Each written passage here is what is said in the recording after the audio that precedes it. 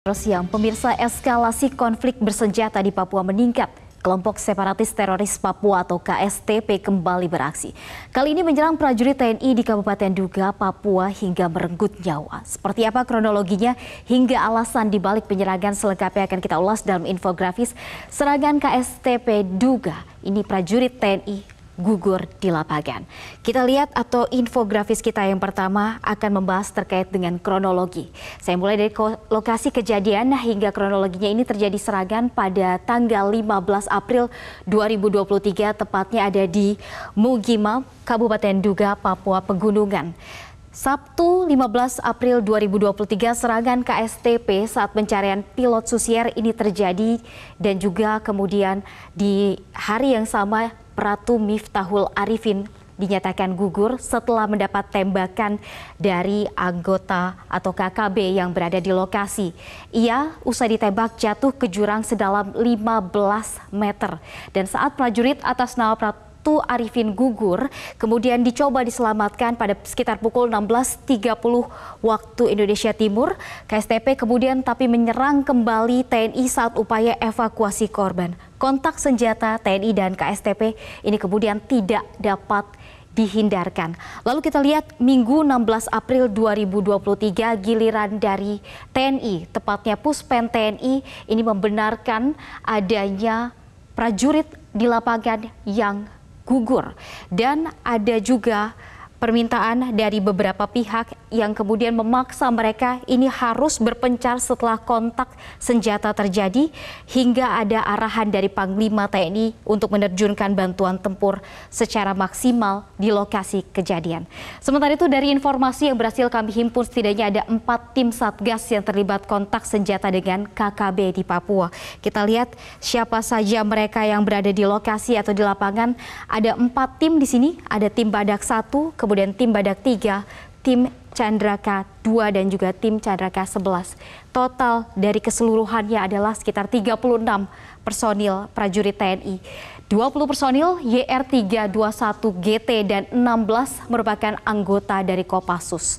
Dari prajurit yang ada di lokasi, konfirmasi dari Pusat Penerangan TNI minggu kemarin, 1 orang dinyatakan gugur, yaitu atas nama Pratu Miftahul Arifin. Kita lihat di sini kemarin sudah dinyatakan oleh Puspen TNI, dan sedangkan 35 orang lainnya ini masih berada di lapangan dan memang terjadi kendala komunikasi sehingga untuk keberadaan dan juga kondisi mereka saat ini masih menunggu dari laporan langsung yang akan diberikan oleh Puspen TNI.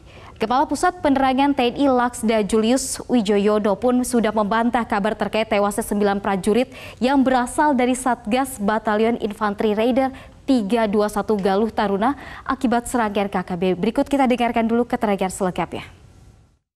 Pukul 14.03, informasi yang saya terima secara fisik baru 1 orang, hanya 1 orang, atas nama Pratu Miftahul Arifin dari Satgas Yonif R321 GT.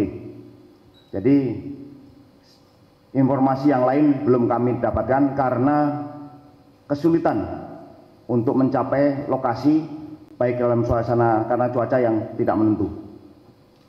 Jadi sekali lagi saya mohon kepada rekan-rekan media untuk mengacu pada informasi yang kami berikan, karena Panglima TNI selaku kodal utama dalam operasi ini, dan perintahnya sangat jelas, jangan ragu-ragu, ambil tindakan. Pernyataan Kapuspen TNI tadi menekankan bahwa kabar yang beredar terkait jumlah prajurit yang gugur tidaklah benar, karena belum ada informasi terbaru lainnya dari TNI di lapangan. Nah, bicara soal penyerangan di Papua memang acap kali terjadi. Setidaknya terdapat sejumlah daerah yang rawan serangan KKB di Papua, dan kita lihat berikut ini peta lokasinya. Ada 9 lokasi yang menjadi rawan penyerangan di Papua. Di Kabupaten Puncak, kemudian Dogiai, kemudian ada Intan Jaya, Yahukimo, Pegubin, ada Duga dan juga Mimika, serta Kabupaten Jayawijaya, dan yang terakhir adalah Kota Jayapura. Ini yang kemudian menjadi lokasi-lokasi yang dilakukan pengamanan lebih ekstra jika dibandingkan dengan wilayah lainnya. Desember 2022 hingga Januari 2023 di Yahukimo saja ini ternyata sudah terjadi beberapa serangan oleh KKB. Nah, bukan sekali, pada bulan Januari setidaknya ada 3 serangan di sana. Begitupun dengan wilayah lain yang juga sudah melaporkan kejadian serupa. Beberapa anggota kepolisian dan TNI pun dikatakan gugur, bahkan tak sedikit dari warga sipil ikut menjadi korban. Hingga fasilitas umum ini ada juga banyak yang dibakar dan juga dirusak, mulai dari sekolah, puskesmas, dan juga fasilitas penunjang lainnya. Sementara itu, akibat serangan KKB di Papua dalam 1 tahun kebelakang sudah banyak jatuh korban. Mereka gugur diantaranya prajurit TNI Polri hingga masyarakat sipil. Kita lihat datanya berikut ini yang berhasil tim redaksi Metro TV kumpulkan.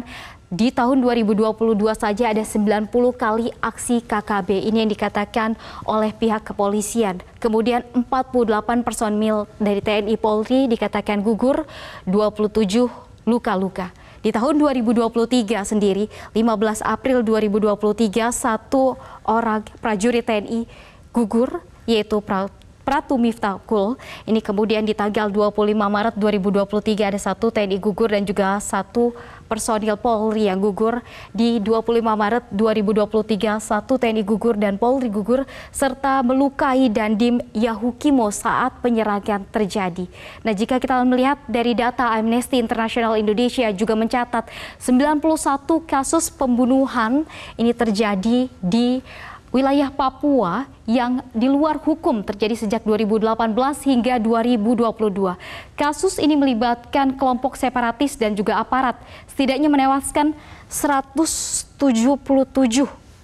warga sipil. Kemudian juga ada anggota TNI Polri sebanyak 44 dan 21 orang kelompok separatis Papua. Jumlah yang sangat tidak sedikit dan juga harusnya segera ditangani agar tidak semakin banyak lagi jatuh korban jiwa.